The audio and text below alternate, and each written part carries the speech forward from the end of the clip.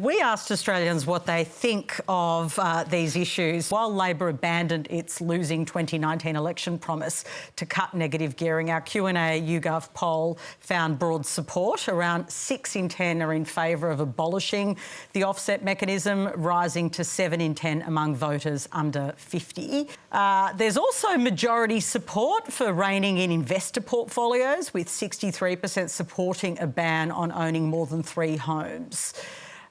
Which is pretty seismic in many ways. If you look at the polling, Redbridge did a polling a couple of months ago too. There seems to be broad support for looking at this system.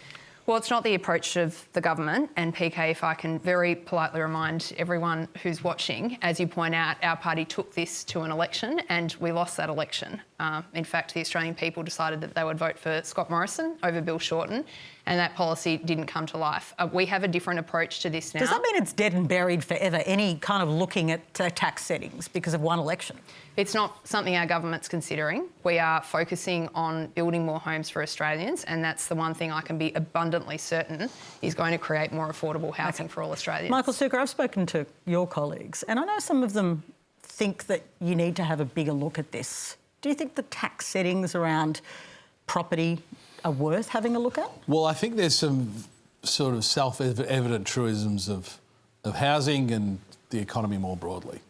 And if you want less of something, you tax it more.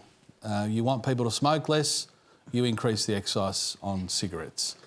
You want people to invest less into housing and build fewer homes, you tax it more. Housing in Australia is one of the most overtaxed asset classes as it is.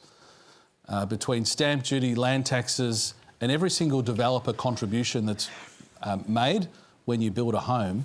So it's very galling on one hand when you have any politician saying, well, we want more affordable housing, yet they're taxing housing to death. And that's what's happening. So you abolish negative gearing for housing, and let's remember, no one's talking about abolishing negative gearing for people who are speculating on the share market or in other assets. All you're going you could raise that. All you're going to do is make fewer people invest in housing, which means you'll have less housing supply.